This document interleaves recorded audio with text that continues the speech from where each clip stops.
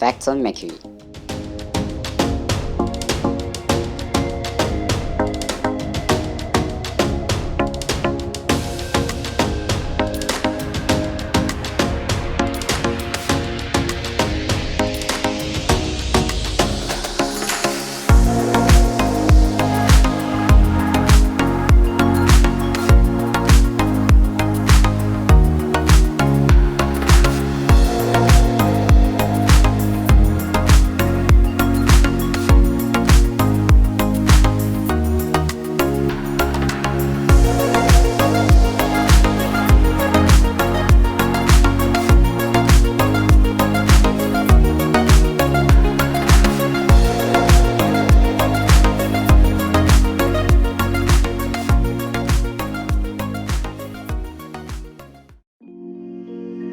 Good day everyone.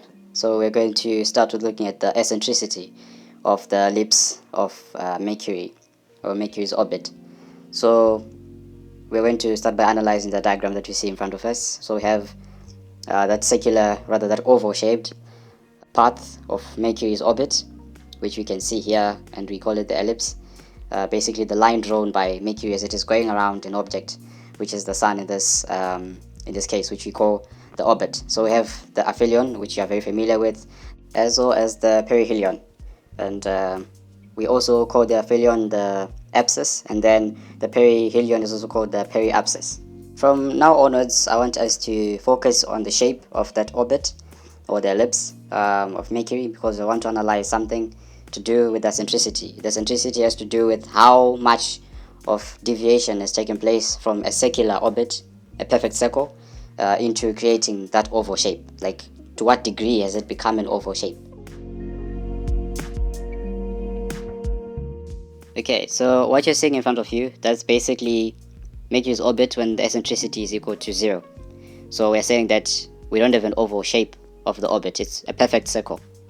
So when it starts becoming an oval shape, that's when we start saying the eccentricity is growing. As it becomes an oval shape, it increases its eccentricity. So when there is no oval shape, it's 0, as we can see. When you look at the previous diagram, you see there was kind of like a almost oval shape of the orbit. So, but with that diagram, there's kind of inaccuracy that's there. That's why it says the ellipse is inaccurate. It's because the eccentricity of that exact diagram, as you see it, it's actually between 0.4 and 0.6, if I'm not mistaken. But the actual eccentricity for Mercury is just around 0.21. It's around 0.21, or just below 0.21. That's where the eccentricity of Mercury is. It actually has a very close to a perfect circle. Its orbit is very close to a perfect circle shape, and it's actually the one with the greatest eccentricity, as we're going to see, compared to the other orbits of the other planets, of the other 7 planets in the solar system. So with that in mind, let's then calculate this. Let's see if I'm actually correct with my my value, which is below 0.21. It's around somewhere there.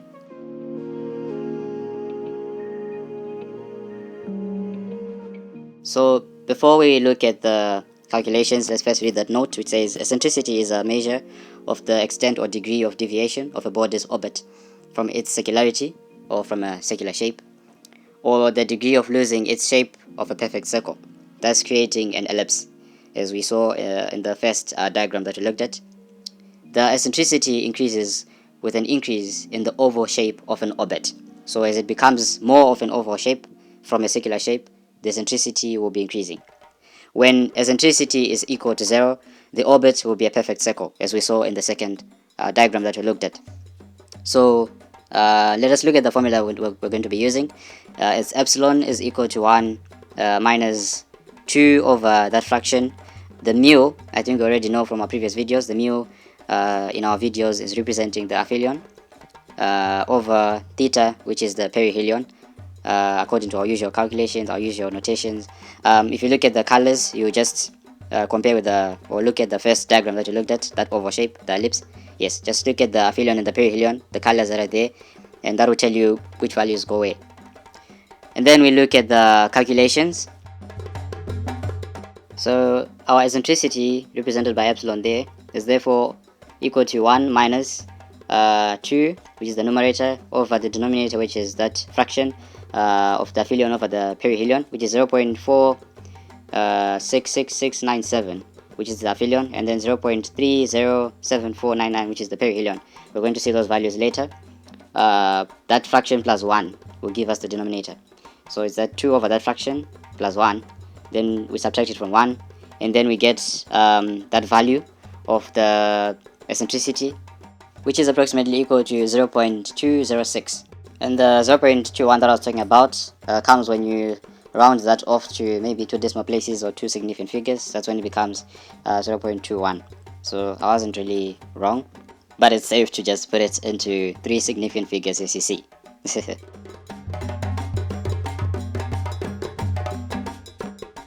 Okay, so now we want to plot our bar graphs, or rather put our bar graphs to show the different eccentricities of the planets and how we can compare them to see which one is greater than the other and how do they differ, and which one is the average. Or that we use those bar graphs to help us understand more about the relationship of the eccentricities of these planets, so that we see if there is no anomaly, and so that we can explain why there are some big differences and some small differences in different cases.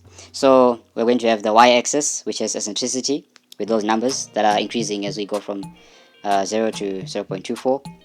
And then we have the x-axis, which is basically the different planets that we're going to be looking at. And then when we now look at the bar graphs, as you can see, we have the white one, which represents Mercury. That's the one we're looking at. That's why it's white. So the reason why we have to put it like that is so that we can clearly analyze the differences.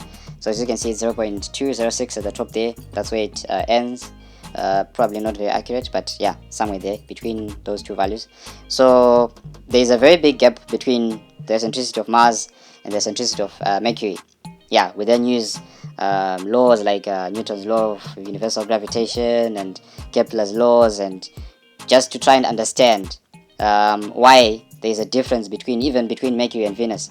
The orbits are very different, and their eccentricities are very much apart in terms of their values, and their characteristics will then therefore be different. So we need to analyze those characteristics using the laws and trying to understand why there is that big gap, and how does it affect the movement of the planet, and does it go closer to the sun, or does it move away from the sun, like we see with the perihelion and the aphelion. With the perihelion is close to the sun, the aphelion is far away from the sun. How does that arise with the different eccentricities? We get to analyze that, but the bottom line is we're trying to see that difference between the orbits of the planets, because they're related, they're all planets. So we get to see why are they different. So with, for example, Venus and Neptune, their eccentricities are very low, they are very close to 0. So it means that their orbits are very, very close to being circles. You actually look at them and you think that's a perfect circle. It's because their eccentricities are very low. But with Mercury, you will clearly see there's some bulging out on the sides of the circle, if we were to say their sides on the circle, although we know that they're infinity sides on a circle. But if we were to say their sides on a circle, they are bulging out, causing that oval shape, basically the deviation from a circular shape, like we saw in the definition of eccentricity.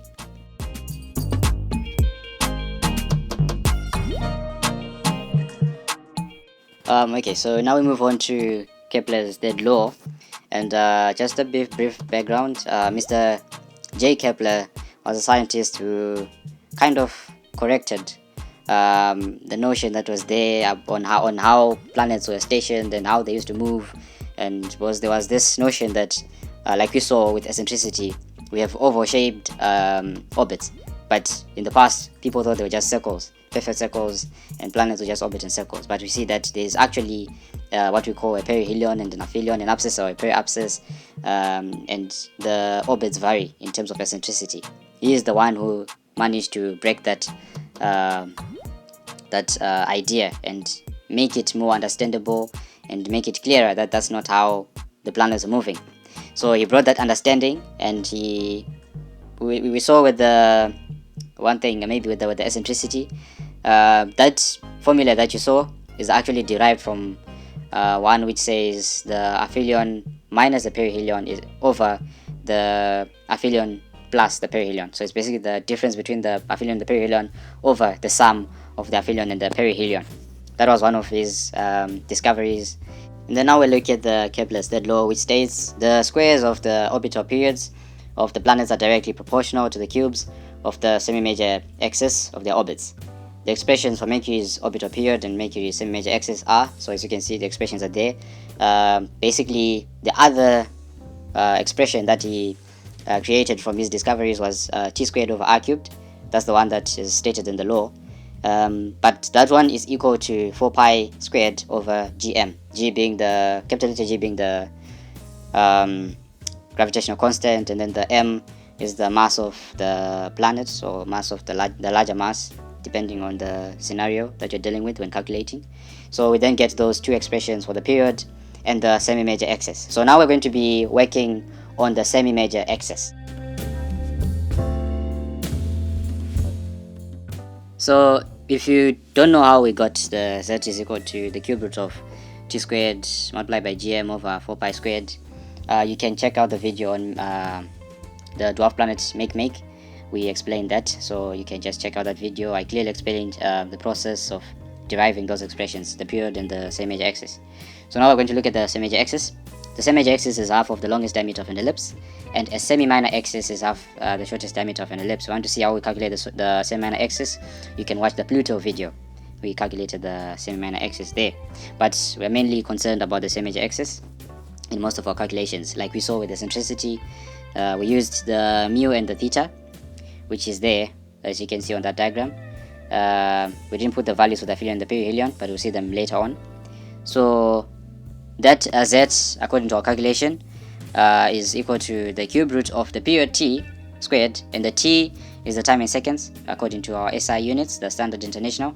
We use seconds for calculations. So we have 87.9691 is the number of days for 1 year. 1 year on Mercury is around 87.9691, which is approximately 88 days. This is so in the facts that you read at the beginning of this video. So we multiply the number of days by the number of hours in 1 day, which is 24 hours, to get the number of hours. Then we multiply again by 3600 seconds. That's the number of seconds in 60 minutes. So in 60 minutes we have around 3600 seconds. Then we multiply that to the number of hours we get, and then we get 7.601 times 10 to the power of 6 seconds. That's our period for make. So it means those are the number of seconds in 1 year of Mercury's, rather the time of Mercury's orbit. Then we multiply that by g, which is 6.674 times 10 to the power negative 11, then the mass of the sun, which is 1.99 times 10 to the power of 30 over 4 pi squared. Then we get all that value, but we divide that those meters by 1000 to get kilometers. That's why we divided by 1000 there, because there are 1000 meters in 1 kilometer. So that is the distance of the semi-major axis of Mercury in kilometers. Then if you want to change it to astronomical units, which are very common in astronomy or in astrophysics, we then say 1 meter is equal to that figure 6.685 times 10 to the power negative 12 astronomical units. So we then multiply that with the 5.792601722 times 10 to the power of 10 meters, because remember, meters, that's the SI unit for calculations in terms of distance. So we use meters. That's why we are multiplying it with the meters and not the kilometers. So we then get that value, which is 0.387235 blah blah blah astronomical units, which is approximately equal to 0.387 astronomical units, equal to 3 significant figures for accuracy. Okay, so now I want to verify the value that we have found for the semi-major axis, and as you can see, we have calculated it already and it gives the same value. But now we just use a simpler formula, which is the semi-major axis is equal to the sum of the aphelion and the perihelion over 2, specifically the average of the two. So that's why we call it the half of the longest diameter of an ellipse. So we then say that the two values for the aphelion and the perihelion, which are given in that diagram, as you can see on top, those are the values we're using for astronomical units. If you want to use the ones for the gigameters there, we approximated to gigameters to 3 significant figures because we're not using them. But if we're going to calculate using them, we need to use them in 4 decimal places actually. We need to use 4 decimal places, just as we're using for the astronomical units. So I then get that 0.387 astronomical units correct to 3 significant figures, which means our value is accurate and correct. We can use the same method of verification by using different equations or different formulas. With the eccentricity one, I gave you one way which you can verify.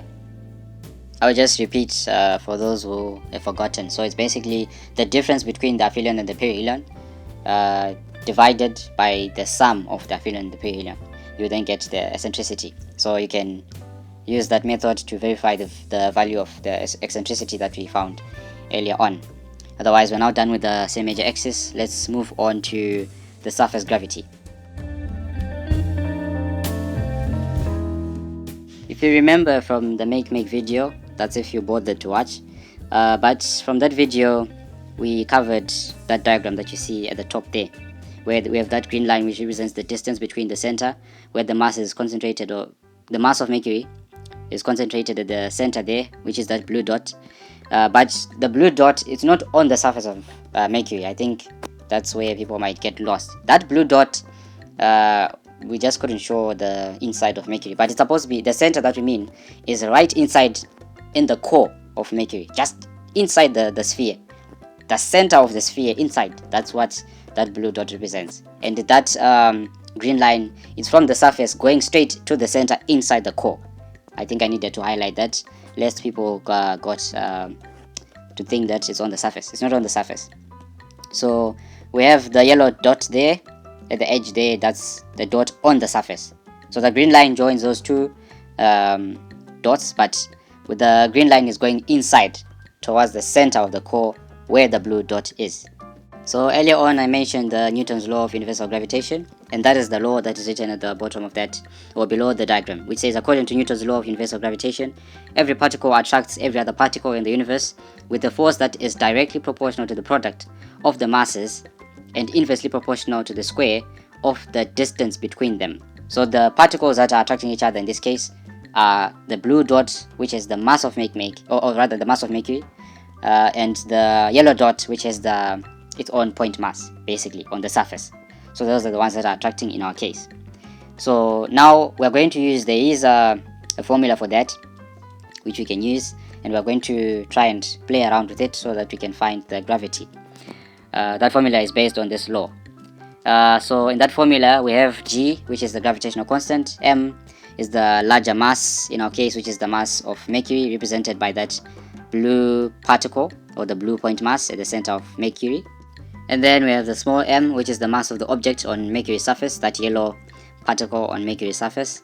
And then we have R, which is the separation of the masses. In this case it is represented by that green line, which is the radius of Mercury. So with all those variables, let us find G, which is the acceleration due to mercurial gravity. So you should know something. Newton's second law of motion, that force is directly proportional to acceleration.